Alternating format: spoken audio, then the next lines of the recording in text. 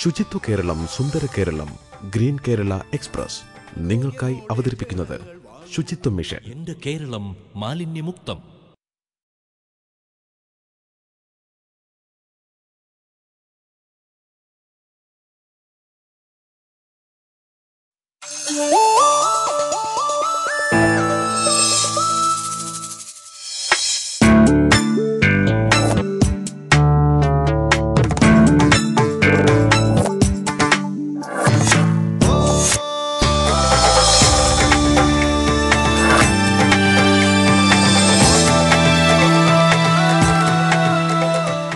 നമസ്കാരം. ഗ്രീൻ കേരള എക്സ്പ്രസിലേക്ക് എല്ലാ പ്രേക്ഷകർക്കും സ്വാഗതം. ഉറുമ്പിനെയും ഇലയെയും കല്ലിനെയും അറിയാത്തവർ ഈ ലോകത്തൊരു ചുക്കും ചെയ്യാൻ പോകുന്നില്ല. കവി കടമ്മനിട്ട ഇങ്ങനെ ദേഷ്യപ്പെടുന്നത് അദ്ദേഹത്തിന്റെ ദൗത്യം എന്ന കവിതയിലൂടെയാണ്. ഗ്രീൻ കേരള എക്സ്പ്രസിന്റെ യാത്ര തുടരുമ്പോൾ നമുക്കൊന്ന് മനസ്സിലാക്കാം.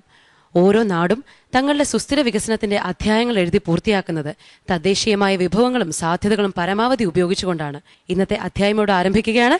എല്ലാ പ്രേക്ഷകർക്കും ഒരിക്കൽ കൂടി സ്വാഗതം.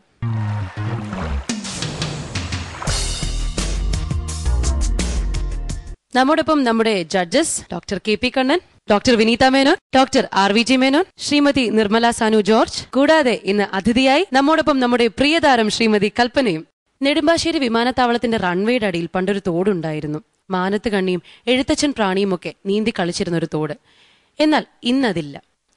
നീർച്ചാലില്ലാതായപ്പോൾ തരിശായി പോയ കൃഷിയിടങ്ങൾ തിരിച്ചുപിടിക്കാനുള്ള ശ്രമങ്ങളുടെ കഥയുമായാണ് എറണാകുളം ജില്ലയിലെ കാഞ്ഞൂർ ഗ്രാമപഞ്ചായത്ത് ഇന്നിവിടെ എത്തിയിരിക്കുന്നത്. നമുക്ക് സ്വാഗതം ചെയ്യാം കാഞ്ഞൂരിനെ വേദിയിലേക്ക്.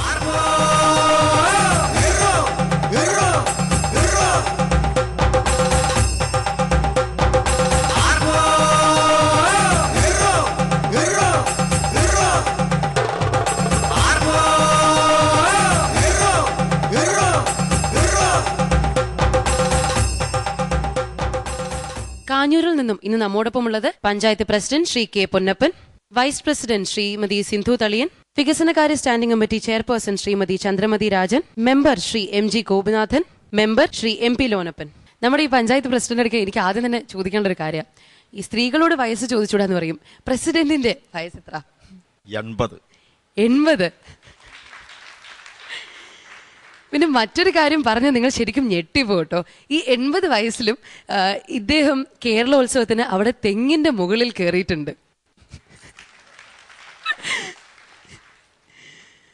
പ്രസിഡന്റ്, കാഞ്ഞൂർ പഞ്ചായത്തിനെ എങ്ങനെ പരിചയപ്പെടുത്തും? കാഞ്ഞൂർ പഞ്ചായത്തിന് പെരിയാർ എന്ന് വിളിക്കുന്ന പൂർണ്ണ നദി 3 പുറവും തഴുകി തലോടുന്ന ഒരു കൊച്ചു ഗ്രാമമാണ്. മാത്രമല്ല ശങ്കരാചാര്യരുടെ ജന്മം കൊണ്ട് പരിപാവനമായ കാലടിയോട് തൊട്ടുകിടക്കുന്നു. മറ്റൊന്ന് പ്രധാനപ്പെട്ടത്, പ്രശസ്തനും പ്രഗത്ഭനുമായ ജനപ്രിയ ഭരണ നേതാവ് ശക്തൻ തമ്പുരാന്റെ ജന്മനാടാണ്. വയലാർ രാമവർമ്മയുടെ ജന്മനാടാണ്. അങ്ങനെ ഞാൻ നിരവധി പ്രശസ്തരും പ്രഗത്ഭർക്കും ജന്മം കൊടുത്ത നാടാണ് കാഞ്ഞൂർ ഗ്രാമപഞ്ചായത്ത്. നമുക്കിപ്പം കാഞ്ഞൂരിന്റെ ഗ്രാമക്കാഴ്ചകളൊക്കെ ഒന്ന് കാണാം അല്ലേ?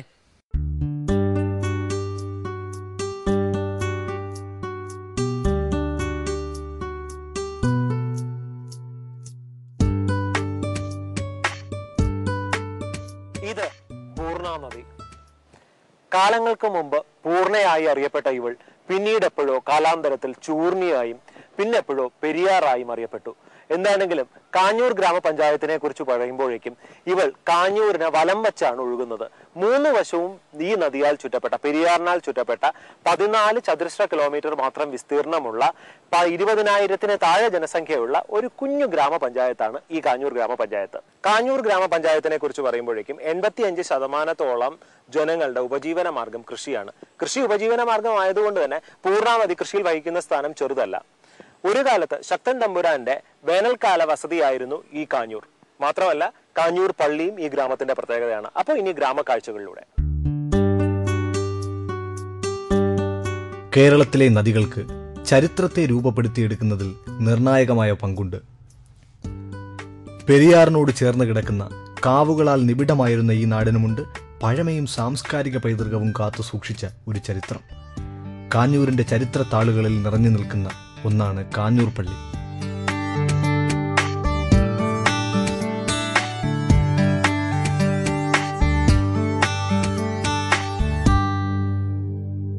കാഞ്ഞൂർ പള്ളി ചരിത്രമുറങ്ങുന്ന ദേവാലയം ഏതാണ്ട് 1009 വർഷങ്ങൾക്ക് മുമ്പ് സ്ഥാപിക്കപ്പെട്ടു എന്നാണ് വിശ്വസിക്കപ്പെടുന്നത്.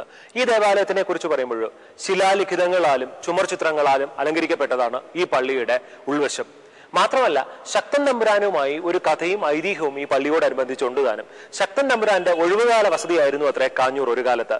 ശക്തൻ തമ്പുരാൻ ഈ പള്ളിക്ക് സമർപ്പിച്ചു എന്ന് വിശ്വസിക്കപ്പെടുന്ന ആനവിളക്ക് ഇപ്പോഴും ഈ പള്ളിക്ക് സ്വന്തം.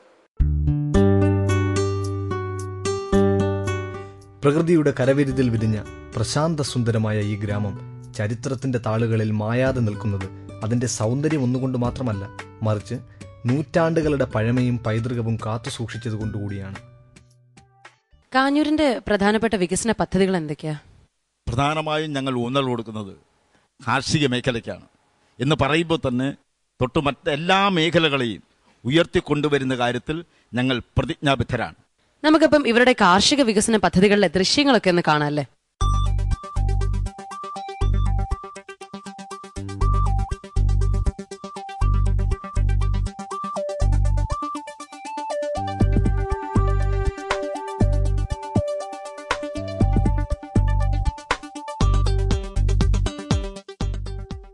നഗരത്തിന്റെ നിയോൺ വെളിച്ചങ്ങൾ അതിരിടുന്ന അന്തർദേശീയ വിമാനങ്ങൾ ഉയർന്നു പൊങ്ങുന്ന വിമാനത്താവളത്തിനരികെ 85% ജനങ്ങൾ കാർഷിക വൃത്തി പ്രധാന ഉപജീവന മാർഗമാക്കിയ ഒരു കുഞ്ഞു ഗ്രാമപഞ്ചായത്ത്. ഈ ഗ്രാമപഞ്ചായത്തിനെ നമുക്ക് കാഞ്ഞൂർ എന്ന് വിളിക്കാം. 85% ജനങ്ങൾ കൃഷിയെയാണ് പ്രധാന ഉപജീവന മാർഗമായി കാണുന്നത്. അതുകൊണ്ട് തന്നെ കാർഷിക രംഗത്തുണ്ടാകുന്ന ഏത് പ്രതിസന്ധിയും ഈ സമൂഹത്തിന്റെ സുസ്ഥിര സാമ്പത്തിക സ്ഥിതിയെ ബാധിക്കും.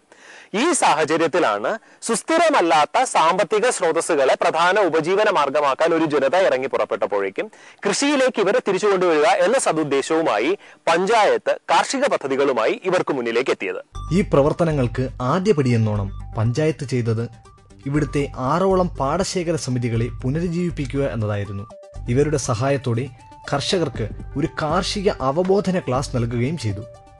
പിന്നീട് വിത്തും സബ്സിഡി നിരക്കിൽ വളവുമെല്ലാമായും പഞ്ചായത്ത് കർഷകർക്ക് ഒരു കൈത്താങ്ങായപ്പോൾ 2 വർഷം കൊണ്ട് തരിച്ചു കിടന്ന 300 ഹെക്ടർ ഭൂമിയിൽ 65 ഹെക്ടറോളം കൃഷിയോഗ്യമാക്കിയെടുക്കുവാൻ സാധിച്ചു.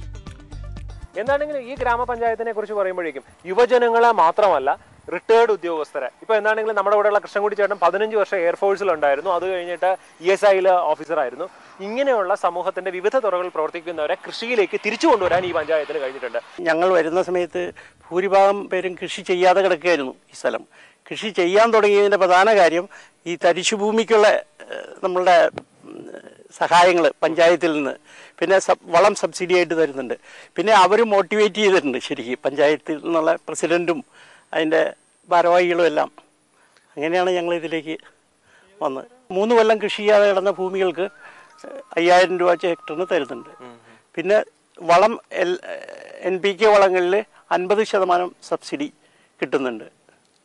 പിന്നെ മറ്റേ കളപറിക്കലിനും ഇതിനൊക്കെ സഹായങ്ങൾ മറ്റു രീതിയിലും കിട്ടുന്നുണ്ട്. തൊഴിൽ ഉറപ്പ് പദ്ധതിയിലും എല്ലാവരുടെ സഹായങ്ങൾ, പാടം ഒരുക്കുന്നതിലൊക്കെ സഹായങ്ങൾ കിട്ടുന്നുണ്ട്. ഏറ്റവും വലിയ പ്രധാന പ്രശ്നം നമ്മൾ ഈ അഭിമുഖീകരിക്കുന്നത് കൊയ്ത്തിന് ആളെ കിട്ടാനില്ല എന്നുള്ളതാണ്. ഇപ്പോഴും ആ പ്രശ്നമുണ്ട്. ആ പ്രശ്നം ഇപ്പോഴും ഉണ്ട്. പഞ്ചായത്ത് അതിനുവേണ്ടി ഈ മറ്റേ കൊയ്ത്ത് മെഷീൻ കൊണ്ടുവരാൻ വേണ്ടിയിട്ട് ശ്രമങ്ങൾ നടക്കുന്നുണ്ട്. അത് നടന്നതനുസരിച്ച് നമുക്ക് കിട്ടിക്കഴിഞ്ഞാൽ വളരെ ഉപകാരമായിരിക്കും. പഞ്ചായത്തിന്റെ പദ്ധതി വിഹിതത്തിലെ 40% കാർഷിക പ്രവർത്തനങ്ങൾക്കായി നീക്കിവച്ചിരിക്കുന്നതിനാൽ പഞ്ചായത്ത് തൊഴിലുറപ്പ് പദ്ധതിയുടെ സാധ്യതകൾ പ്രയോജനപ്പെടുത്തി ഇവിടുത്തെ പായൽ മൂടി അഴുക്കടിഞ്ഞു കിടന്നിരുന്ന കനാലുകളും തോടുകളും വൃത്തിയാക്കി. തന്മൂലം തരിശു കിടന്ന പ്രദേശങ്ങൾ കൃഷിയുക്തമാക്കുവാൻ ആവശ്യമായ ജലം എത്തിക്കുവാൻ സാധിച്ചു.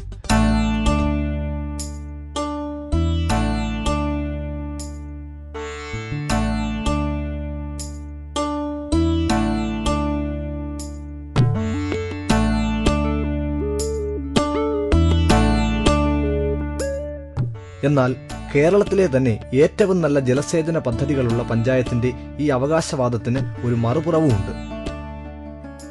വികസന പദ്ധതികൾ കാർഷിക മേഖലയിൽ ഒരുപാട് മുന്നോട്ട് നടക്കുമ്പോൾ തന്നെ അതിന് സ്വാഭാവികമായി നേരിടുന്ന പരിമിതികളും ഉണ്ട്.